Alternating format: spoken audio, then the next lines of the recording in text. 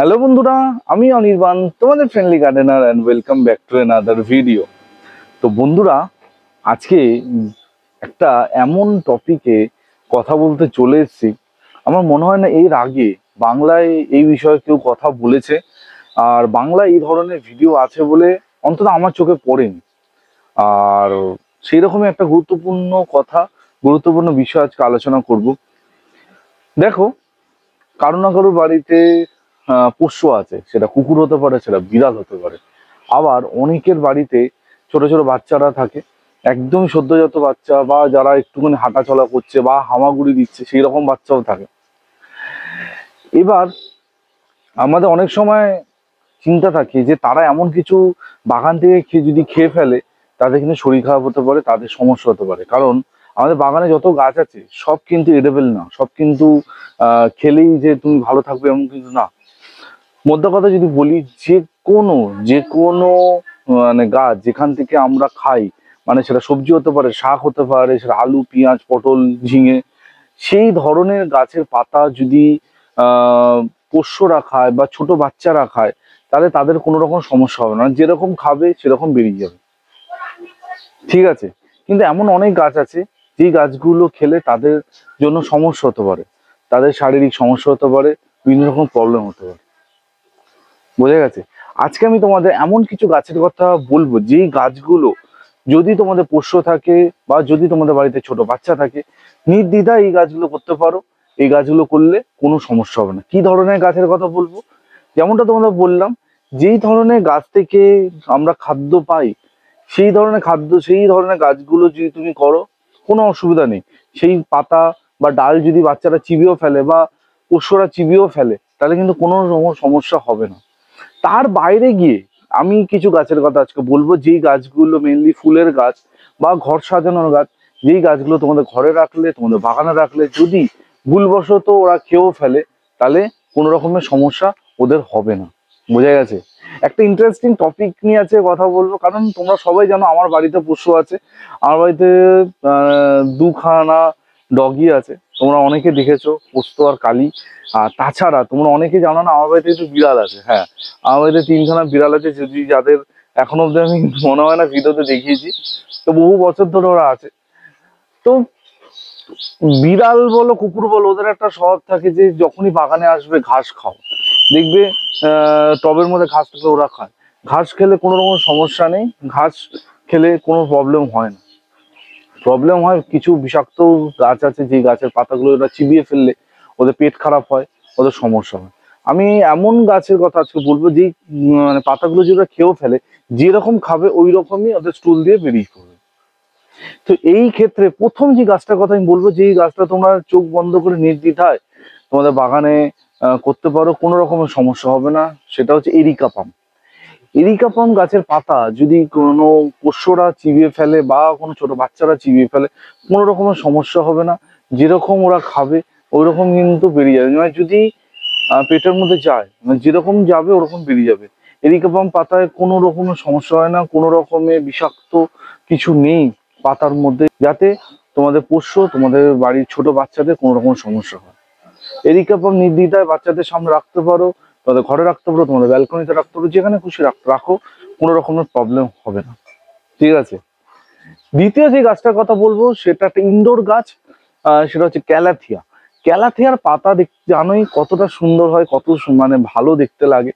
তো ক্যালাথিয়ার পাতাও বা ক্যালাথিয়া গাছ তোমরা তোমাদের বাগানে আনতে পারো, মানে নির্দ্বিধায় আনতে পারো, কোনো রকমের সমস্যা হবে না, কোনো ঝামেলা হবে না। আমার অনেক বন্ধুরা আছে, অনেক দিদিরা আছে, দাদারা আছে, যাদের বাড়িতে অনেক রকমের ভ্যারাইটির ইনডোর গাছ আছে, কিন্তু তারা সেই গাছগুলোকে ব্যালকনিতে রেখে ব্যালকনি সবসময় বন্ধ করে রাখে, যাতে সেখানে বিড়াল কুকুর না ঢুকতে পারে। বাই চান্স যদি কিছু খেয়ে ফেলে, যদি কিছু চিবিয়ে ফেলে, যদি ওদের পয়জন হয়ে যায় বা ফুড পয়জনিং হয়ে যায়, সমস্যা হয়ে যায়। এবার দেখো, আমরা যত সহজে আমাদের কষ্টটা বলতে পারবো, কিন্তু মানে পোষ্যরা কিন্তু সেইভাবে ওরা বলতে পারে না। তো আমাদের সবসময় চোখে চোখে রাখতে হয়, যাতে আমাদের বাড়ির পোষ্যরা ভালো থাকে। আর ছোট ছোট বাচ্চারা যারা এখনো কথা বলা শেখেনি, তারা যাতে ভালো থাকে, সেই জন্য তাদের সামনে এমন কিছু গাছ আমরা রাখবো না, যে গাছগুলো খেলে বা চেবালে ওদের সমস্যা হতে পারে। তো আজকে কথা হচ্ছে সেই ধরনের গাছ, যে গাছগুলো তোমরা নির্দ্বিধায় বাচ্চাদের সামনে, পোষ্যদের সামনে রাখতে পারো, কোনো রকমের প্রবলেম হবে না। দুটো গাছের কথা বললাম। 3 নম্বর গাছ যেটা বলবো সেটা একটা ফুলের গাছ, খুব পরিচিত, খুব পপুলার, মানে এখন সবাই করতে চাইছে, আমিও চাই তোমরা সবাই এই গাছটা করো, সেটা হচ্ছে অর্কিড। হ্যাঁ, অর্কিড গাছ মানে চোখ বন্ধ করে তোমরা করতে পারো। অর্কিডের পাতা প্রথমত চেবাতে পারবে না, কোনো রকমের পোষ্যরাও চেবাতে পারবে না, বাচ্চারাও চেবাতে পারবে না, কারণ পাতা খুব হার্ড হয়, খুব শক্ত হয়, নরম হয় না, তো চেবানো মুশকিল। আর বাই চান্স যদি চিবিয়েও ফেলে অর্কিডের পাতায়, এমন কোনো কিছু নেই যেটা তোমাদের বাড়ির ছোট বাচ্চা থেকে শুরু করে পোষ্যদের কোনো রকম সমস্যা হবে। অর্কিড তোমরা নির্দ্বিধায় চোখ বন্ধ করে তোমাদের বাগানে আনতে পারো, বাগানে করতে পারো, তোমাদের কিন্তু কোনো রকমের সমস্যা, কোনো রকমের প্রবলেম হবে না। যত খুশি অর্কিড করো, কোনো রকম সমস্যা নেই। এরপরের যে গাছগুলোর কথা বলবো সেটা হচ্ছে সাকুলেন্ট আর ক্যাকটাস। প্রথমে সাকুলেন্টের কথা বলি। সাকুলেন্টের পাতা খুব চওড়া হয়, শক্ত হয়, মোটা হয়, বিভিন্ন রকমের পাতা হয়। সাকুলেন্টের পাতা প্রথমত যে কোনো পোষ্য তারা পছন্দ একদমই করে না, তারা একদমই খায় না সাকুলেন্টের পাতা। এবার বাই চান্স যদি চিবিয়েও ফেলে, যেহেতু সাকুলেন্টের পাতার মধ্যে ওয়াটার কোয়ান্টিটি অনেক বেশি থাকে, জলই বেশি থাকে, ফলে কোনো রকমের সমস্যা হওয়ার কথা না। আর ক্যাকটাসে যেহেতু গায়ে প্রচন্ড কাঁটা থাকে, ওরা কিন্তু বোঝে যে কোনটার গায়ে কাঁটা আছে, কাঁটা ফুটলে কি হয় ওরা বোঝে। তো কাঁটা জাতীয় কোনো জিনিস ওরা ছোবে না, সেটা বাচ্চা হতে পারে, সেটা পোষ্য হতে পারে। তো সাকুলেন্ট ক্যাকটাস তোমরা নির্দ্বিধায় করতে পারো, কোনো রকমের সমস্যা তোমাদের কিন্তু হবে না। বোঝা গেছে? এর পরের যে গাছটার কথা বলবো সেটা হচ্ছে স্পাইডার প্ল্যান্ট। স্পাইডার প্ল্যান্টও কিন্তু তোমাদের বাগানে জন্য খুব ভালো, মানে তোমাদের পোষ্যদের জন্য খুব ভালো, কোনো রকমের ঝামেলা হবে না। তোমাদের বাগানে যদি নিয়ে আসো কোনো রকম প্রবলেম হবে না, কোনো কিছু করবে না। আর যদি চিবিয়েও ফেলে, যেমনটা বললাম, তোমাদের আহ পোষ্যদের কোনো সমস্যা হবে না, বা তোমাদের ছোট বাচ্চাদের কোনো রকমের প্রবলেম হবে না। বুঝা গেছে? এইরকম প্রচুর প্রচুর অনেক রকমের গাছ আছে, কিন্তু আজকে আমি যেই গাছগুলোর কথা বললাম মেনলি এই গাছগুলো কমনলি পাওয়া যায়, মানে এই গাছগুলো খুব সহজে তোমাদের বাগানে দেখতে পাওয়া যায়। আজকে আমি সেই রকমই 5-6খানা গাছের কথা বললাম। তাছাড়া আরো অনেক রকমের গাছ আছে, যেমনটা বলছি বিভিন্ন রকমের ফলের গাছ, বিভিন্ন রকমের ফলের গাছ যদি তোমরা করো, যেটা পেয়ারা হতে পারে, সেটা লেবু হতে পারে, আম হতে পারে, জাম হতে পারে, এই ধরনের গাছ তোমরা চোখ বন্ধ করে তোমাদের বাগানে রাখতে পারো। যদি বাচ্চারা খেয়েও ফেলে, কোনো রকমের প্রবলেম কিন্তু হবে না। বুঝে গেছে? আর যত রকমের সবজি জাতীয় গাছ আছে সেগুলো তো তোমরা করতেই পারো। আজকে তোমাদের এই কটা গাছের কথা বললাম, যেই গাছগুলো তোমাদের তোমাদের বাড়িতে, তোমাদের পোষ্যদের, তোমাদের বাচ্চাদের কোনো রকমের ক্ষতি করবে না। যদি তোমরা চাও ফিউচারে আরেকটা ভিডিও করব, যেই ভিডিওতে কিন্তু আমি সেই সমস্ত গাছের কথা বলবো যেই গাছগুলো থেকে তোমাদের পোষ্যদের সমস্যা হতে পারে, ক্ষতি হতে পারে। ঠিক আছে?